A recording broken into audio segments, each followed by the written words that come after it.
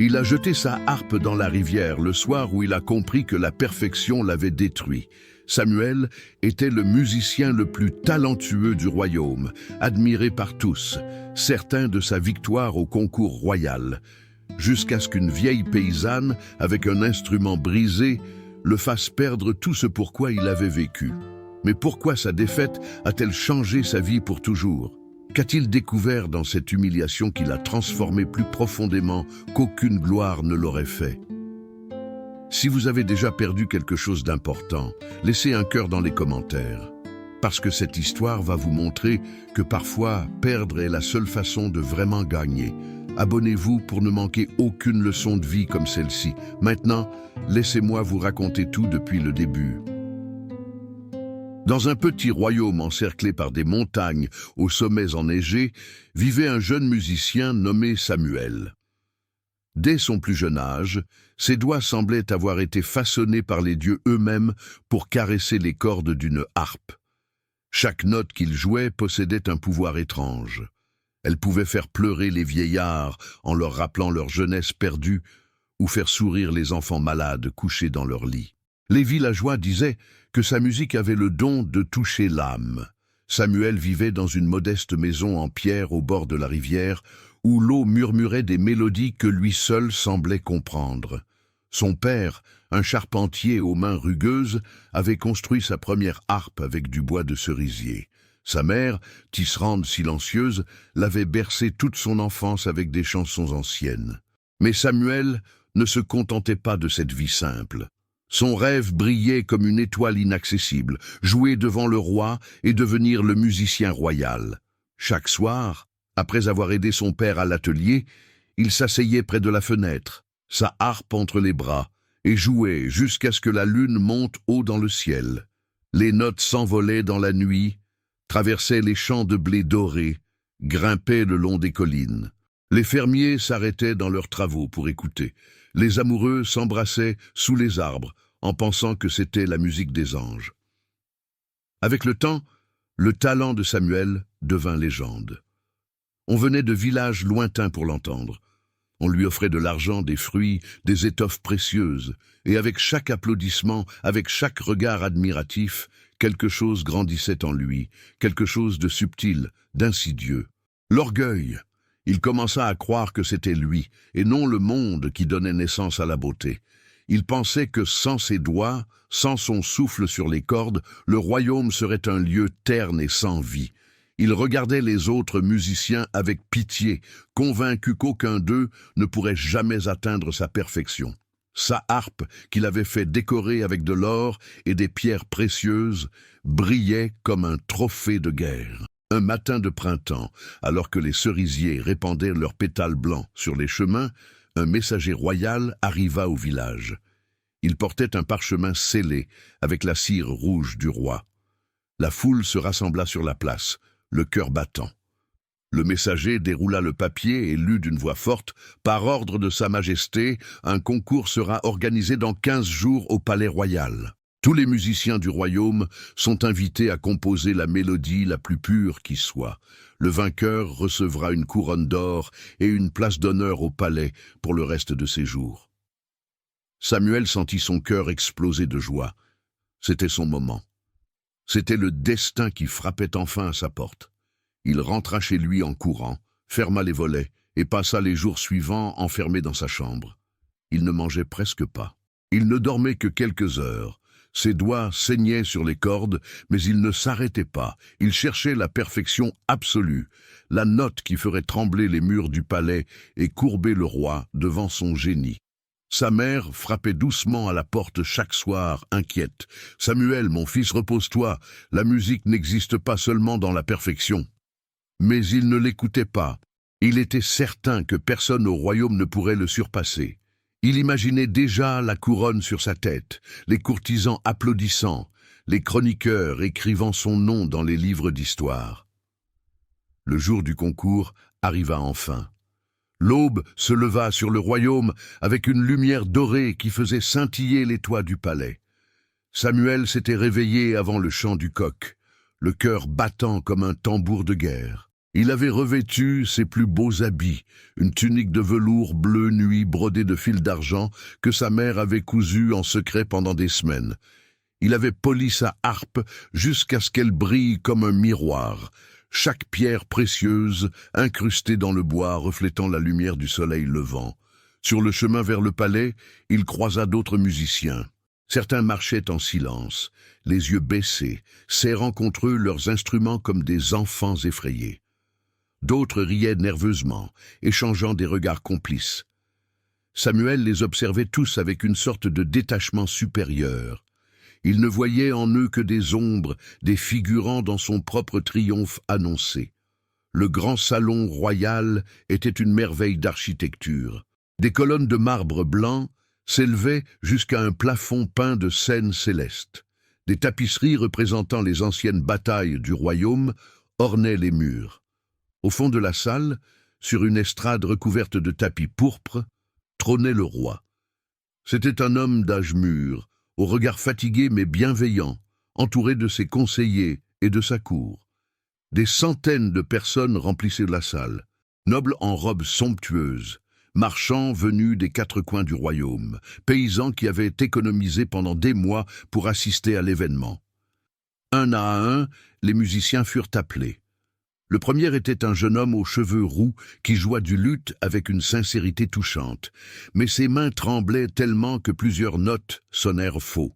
La foule applaudit poliment. Le deuxième, un homme corpulent venu des montagnes du Nord, souffla dans une flûte de roseau.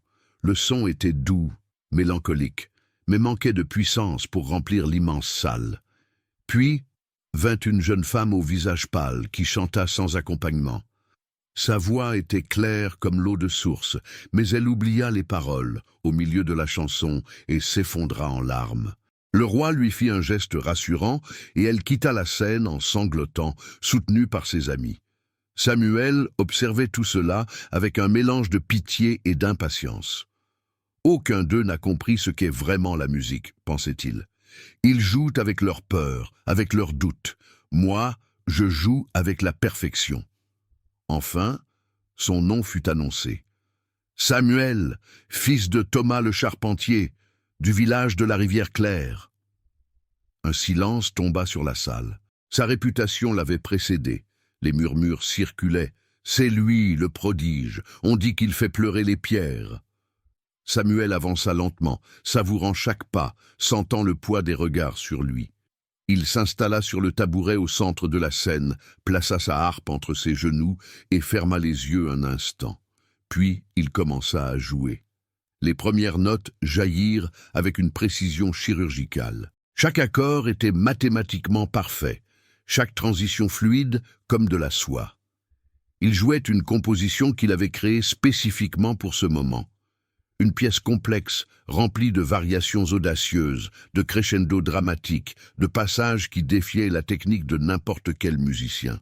Ses doigts volaient sur les cordes avec une rapidité étourdissante. Il ne faisait aucune erreur, pas une seule. La salle écoutait dans un silence absolu, mais quelque chose n'allait pas. Samuel pouvait le sentir, même les yeux fermés.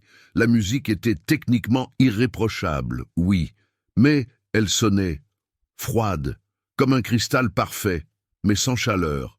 Il essaya de compenser en jouant plus fort, en accentuant les passages émotionnels, en y mettant toute sa force. Mais plus il forçait, plus la musique semblait s'éloigner de quelque chose d'essentiel qu'il ne parvenait pas à nommer.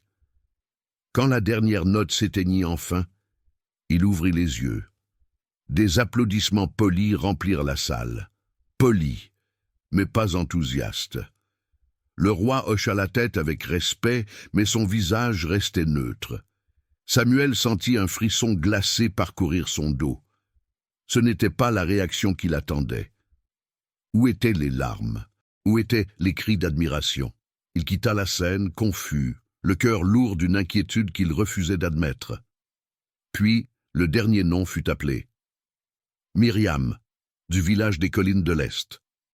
Une vieille femme se leva lentement des rangs du fond. Elle portait une robe de paysanne usée, rapiécée au coude. Ses cheveux gris étaient attachés en un simple chignon. Dans ses mains ridées, elle portait une harpe qui semblait avoir survécu à plusieurs générations. Le bois était fissuré, les cordes oxydées, certaines même manquantes. Des rires étouffés parcoururent la foule.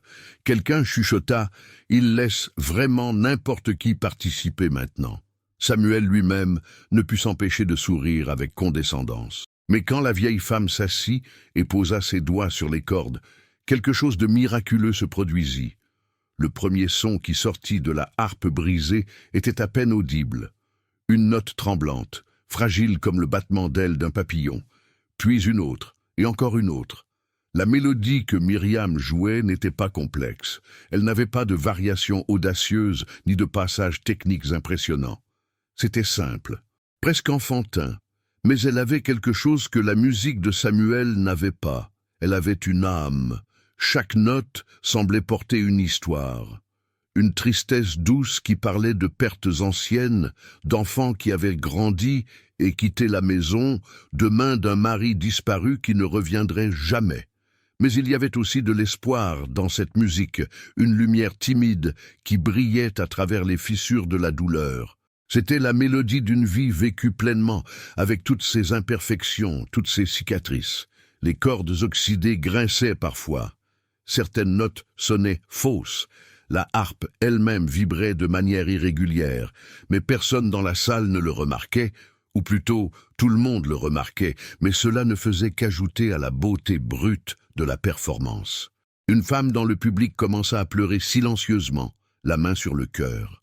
Un vieux soldat, couvert de cicatrices de guerre, ferma les yeux et laissa les larmes couler sur ses joues tannées par le soleil.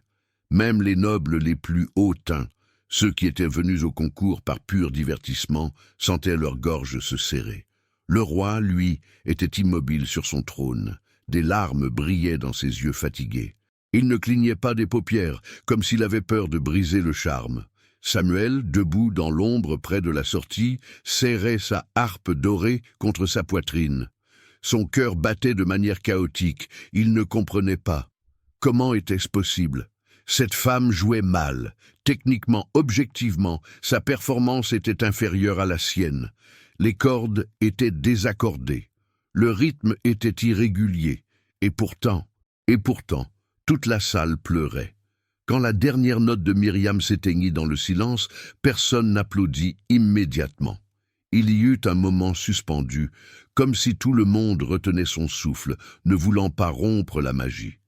Puis, lentement, le roi se leva. Les applaudissements explosèrent comme un orage, roulant à travers la salle en vagues puissantes. Le roi descendit de son estrade, ce qui était sans précédent dans les cérémonies royales. Il s'approcha de la vieille femme et devant toute la cour stupéfaite, s'agenouilla devant elle. Il prit ses mains ridées dans les siennes. « Vous avez trouvé ce que nous cherchions tous », dit-il d'une voix brisée par l'émotion. « La mélodie la plus pure n'est pas celle qui ne fait aucune erreur. C'est celle qui vient du cœur et qui touche le cœur. » La couronne d'or fut placée délicatement sur les cheveux gris de Myriam.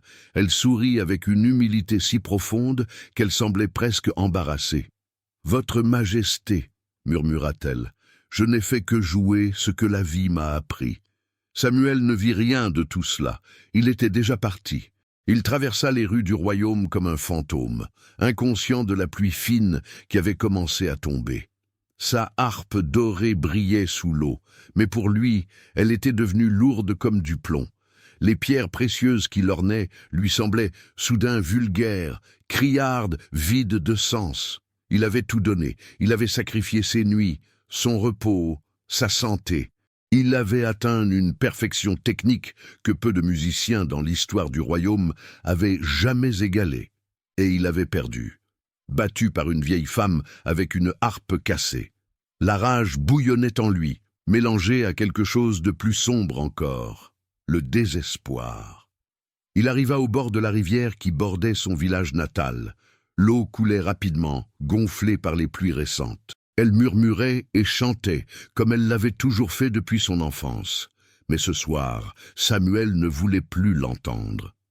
Dans un geste de fureur et de désespoir, il leva sa harpe au-dessus de sa tête et la jeta de toutes ses forces dans la rivière.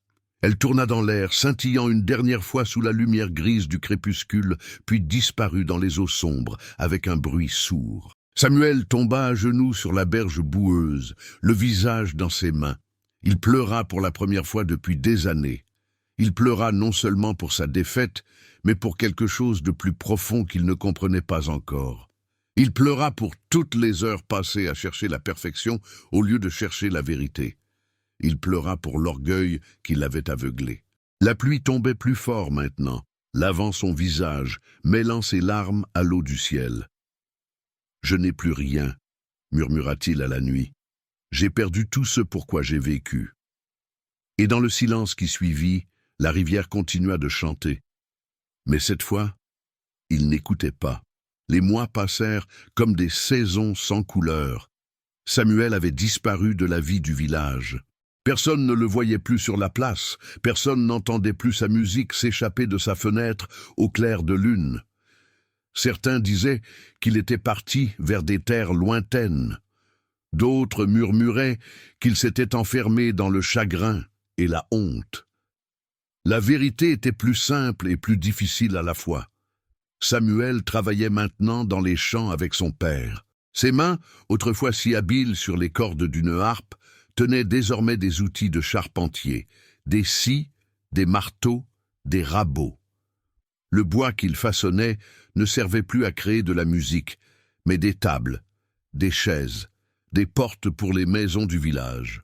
Au début, il travaillait avec amertume. Chaque coup de marteau résonnait comme un rappel de son échec. Chaque planche qu'il raboitait lui murmurait qu'il n'était plus qu'un homme ordinaire, un artisan parmi tant d'autres. La nuit, il rêvait encore du concours, du regard impassible du roi, des larmes que la vieille Myriam avait fait couler avec sa harpe brisée. Mais peu à peu, quelque chose commença à changer en lui. C'était subtil au début. Il remarqua le son du vent dans les branches des arbres, la façon dont il chantait différemment selon la saison. Il entendit le rythme régulier du marteau de son père contre le bois, une sorte de battement de cœur patient et constant. Il observa sa mère tisser à son métier, ses doigts créant des motifs avec la même grâce qu'un musicien joue une partition, mais sans chercher la gloire, sans attendre d'applaudissements. Un soir d'automne, alors que le soleil couchant peignait le ciel en orange et violet, Samuel s'assit sur la berge de la rivière. C'était la première fois qu'il revenait à cet endroit depuis la nuit où il avait jeté sa harpe. L'eau coulait toujours avec la même constance, murmurant ses secrets éternels. Il ferma les yeux et, pour la première fois depuis des mois, il écouta vraiment. Il entendit la mélodie de la rivière, non pas comme quelque chose qu'il devait maîtriser ou imiter, mais simplement comme quelque chose qui existait. Il entendit le bruissement des feuilles mortes emportées par le vent. Il entendit le cri lointain d'un oiseau rentrant à son nid. Il entendit le silence entre les sons, et il comprit soudain que ce silence faisait partie de la musique tout autant que les notes elles-mêmes. Les larmes montèrent à ses yeux, mais cette fois elles étaient différentes. Ce n'étaient plus des larmes de désespoir, mais de compréhension. « J'ai joué pour être admiré », murmura-t-il à la rivière. « Je n'ai jamais joué pour dire quelque chose de vrai. » C'est alors qu'il le vit. Un morceau de bois flottait près de la rive, poussé doucement par le courant. Il le sortit de l'eau. C'était un bois ancien, lissé par les années passées dans la rivière, poli par l'eau et les pierres.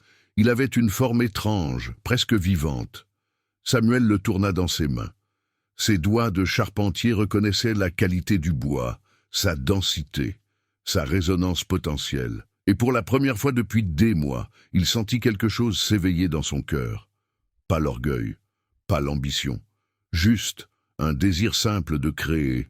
Les semaines suivantes, il travailla sur ce morceau de bois, mais cette fois, il ne cherchait pas la perfection. Il laissait ses mains suivre les lignes naturelles du bois, respectant ses nœuds, ses imperfections. Il construisait une harpe, oui, mais pas comme celle qu'il avait possédée avant. Celle-ci n'avait pas d'or, pas de pierres précieuses. Elle était simple, humble, honnête. Quand il tendit les cordes, il utilisa du fil de chanvre ordinaire. Elles n'étaient pas toutes parfaitement accordées. Certaines vibrations étaient irrégulières, Mais quand il posa ses doigts dessus pour la première fois et joua une note, il pleura. Car cette note imparfaite et tremblante disait quelque chose de vrai. Il commença à jouer chaque soir, seul près de la rivière. Il ne jouait plus pour impressionner, ni pour être vu, ni pour gagner des couronnes. Il jouait pour se parler à lui-même, pour exprimer ce qu'il avait appris dans le silence des mois passés. Il jouait sa perte, son humiliation, mais aussi sa renaissance. Il jouait la beauté des mains de son père, qui créait sans prétention, le chant patient de sa mère au métier ratissé, la sagesse du vent qui ne se souciait pas d'être entendu. Une nuit, alors qu'il jouait sous les étoiles, il ne remarqua pas qu'une silhouette s'était approchée dans l'obscurité. Ce n'est que lorsque la musique s'arrêta qu'il entendit quelqu'un applaudir doucement. Il se retourna, le cœur battant. C'était le roi. Samuel se leva précipitamment, embarrassé, confus. « Votre Majesté, je ne savais pas. » Le roi leva une main pour l'arrêter. Son visage était doux, presque souriant. « J'ai voyagé longtemps pour te trouver, Samuel. J'ai entendu dire qu'un musicien jouait seul près de la rivière, et je voulais entendre par moi-même. » « Mais pourquoi ?» Le roi s'assit sur un rocher, invitant Samuel à faire de même. « Parce qu'aujourd'hui, pour la première fois, j'ai entendu ta véritable mélodie. » Samuel baissa les yeux. « Je ne suis plus le musicien que j'étais. »« Non, » dit le roi doucement. « Tu es devenu le musicien que tu devais être. » Il y eut un long silence, rempli seulement par le murmure de la rivière. Puis le roi ajouta « La couronne que tu cherchais, tu ne pouvais pas la porter. Pas encore, parce que tu jouais avec ton orgueil, pas avec ton âme. Mais maintenant... » Il sourit. « Maintenant, tu as trouvé quelque chose que l'or ne peut pas acheter. » Samuel sentit quelque chose se briser en lui, le dernier morceau de son ancien ego. Et dans cette brisure, il trouva enfin la paix. Les années passèrent comme des notes dans une mélodie lente et patiente. Samuel ne retourna jamais au palais, il ne porta jamais de couronne d'or. Son nom ne fut jamais gravé dans les livres d'histoire du royaume comme celui du plus grand musicien de son temps. Mais quelque chose de plus important se passa. Il continua à vivre dans son village près de la rivière, travaillant le bois avec son père vieillissant, aidant sa mère à porter l'eau du puits, jouant de sa harpe simple les soirs d'été quand le ciel se teintait de pourpre. Les villageois venaient parfois s'asseoir près de lui pour écouter. Ils n'applaudissaient pas avec ferveur, ils ne criaient pas son nom. Il restait simplement là, silencieux, les yeux fermés, laissant la musique les toucher là où les mots ne pouvaient pas atteindre. Un jour, un jeune garçon du village vint le trouver. Il s'appelait Lucas, et il portait sous le bras une petite harpe maladroitement construite. Ses yeux brillaient d'une ambition féroce que Samuel reconnut immédiatement, comme s'il se voyait dans un miroir du passé. « Maître Samuel, » dit le garçon avec une révérence exagérée, « on dit que vous étiez le meilleur musicien du royaume. Je veux apprendre. Je veux devenir célèbre. Je veux que mon nom soit chanté dans toutes les provinces. » Samuel sourit doucement. Il invita le garçon à s'asseoir près de la rivière. « Joue pour moi d'abord, » dit-il. Le garçon joua avec une énergie débordante, ses doigts volant sur les cordes, essayant d'impressionner, de montrer sa technique, son potentiel. La musique était forte, rapide, ambitieuse, mais elle était vide. Quand il termina, essoufflé et souriant fièrement, Samuel resta silencieux un long moment. Puis, il demanda « Pourquoi veux-tu jouer de la musique ?» Lucas le regarda, confus. « Pour être admiré, bien sûr, pour que les gens parlent de moi, pour gagner des concours. » Samuel hocha la tête. « Je comprends, c'est ce que je voulais aussi, autrefois. » Il prit sa propre harpe, celle faite du bois trouvé dans la rivière, avec ses cordes irrégulières et ses nœuds apparents. « Mais laisse-moi te dire ce que j'ai appris. » Il commença à jouer. Sa musique n'était pas technique. Elle n'essayait pas d'impressionner. C'était simple, presque enfantine dans sa mélodie, mais elle racontait une histoire. Elle parlait d'un jeune homme orgueilleux qui avait tout perdu, d'une rivière qui avait accueilli ses larmes, d'un morceau de bois qui lui avait appris que la beauté naît de l'imperfection. Lucas écoutait, et peu à peu, son visage changea. Son sourire confiant s'effaça. Ses yeux s'emplirent de quelque chose qu'il n'avait jamais ressenti auparavant en écoutant de la musique, de la reconnaissance. Comme si cette mélodie simple touchait un endroit en lui qu'il ne savait même pas exister.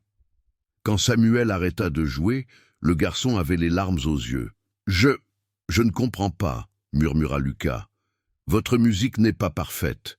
Certaines notes sonnent faux. Et pourtant, tu l'as senti, » termina Samuel. « Parce que je n'ai pas joué pour t'impressionner. J'ai joué pour te dire quelque chose de vrai. » Il posa sa main sur l'épaule du garçon. « La musique n'est pas une compétition, Lucas. Ce n'est pas une couronne à gagner, ni un titre à porter. C'est un langage. C'est une façon de toucher le cœur des autres, de leur dire « Je comprends ta douleur, ta joie, ta solitude. Et pour faire cela, tu dois d'abord comprendre la tienne. » Lucas resta silencieux, absorbant ses paroles comme une terre sèche absorbe la pluie. « Alors, je ne deviendrai jamais célèbre ?» demanda-t-il finalement, sa voix petite. Samuel sourit. « Peut-être que oui, peut-être que non, mais je peux te promettre quelque chose de plus précieux. Si tu apprends à jouer avec ton cœur plutôt qu'avec ton ego, tu toucheras des vies. Peut-être pas des milliers, peut-être juste quelques-unes. Mais pour ces personnes-là, ta musique sera le plus beau cadeau qu'elles aient jamais reçu. » Les années continuèrent leur danse silencieuse. Samuel vieillit, ses cheveux devinrent gris comme ceux de la vieille Myriam qu'il n'avait jamais revue, mais dont il se souvenait chaque jour. Ses mains se couvrirent de cales et de rides, mais elles n'oublièrent jamais comment caresser les cordes avec tendresse. Il enseigna à d'autres jeunes gens, toujours près de la rivière, toujours avec patience. Il ne leur apprenait pas seulement la technique, mais l'humilité. Il ne leur enseignait pas seulement les notes, mais le silence entre elles. Il ne leur transmettait pas seulement un art, mais une sagesse. Un soir, alors que le soleil se couchait derrière les montagnes et que les premières étoiles apparaissaient dans le ciel violet, Samuel s'assit une dernière fois près de la rivière. Sa harpe reposait sur ses genoux. Il la regarda avec affection. Cette vieille compagne, née de sa chute, de son humiliation, de sa renaissance. Il pensa à la couronne d'or qu'il n'avait jamais portée. Il pensa au palais où il n'avait jamais vécu. Il pensa à la gloire qu'il n'avait jamais connue. Et il sourit, car il avait gagné quelque chose de bien plus précieux. Il avait gagné la paix, il avait gagné la compréhension, il avait gagné la capacité de toucher les cœurs, non pas par la perfection, mais par la vérité. Il avait perdu une couronne, mais il avait trouvé son âme. Il posa ses doigts sur les cordes une dernière fois et joua. La mélodie s'éleva dans la nuit, portée par le vent, mêlée au murmure éternel de la rivière. Elle n'était pas parfaite, elle n'était pas spectaculaire, mais elle était vraie. Et quelque part, dans le silence bienveillant de l'univers, c'était suffisant. Morale. Il y a des pertes qui brisent l'orgueil pour libérer l'âme, car ce n'est que lorsque l'ego tombe que le cœur peut enfin chanter véritablement. Parfois, perdre est la seule façon de vraiment gagner. Et c'est ainsi que Samuel a compris la vérité que peu d'entre nous osent accepter. La vraie victoire n'est pas celle qui brille aux yeux du monde, mais celle qui libère l'âme. Il n'a jamais porté de couronne d'or. Il n'a jamais vécu au palais. Son nom n'a jamais été gravé dans l'histoire. Et pourtant, il a gagné quelque chose que l'orgueil ne pourra jamais offrir. Maintenant, je vous pose cette question. Qu'est-ce que vous devez perdre pour enfin trouver qui vous êtes vraiment ? Écrivez votre réponse dans les commentaires, partagez cette histoire avec quelqu'un qui en a besoin aujourd'hui et abonnez-vous parce que chaque semaine, je partage des leçons qui transforment les vies. Parfois, perdre est la seule façon de vraiment gagner. N'oubliez jamais cela.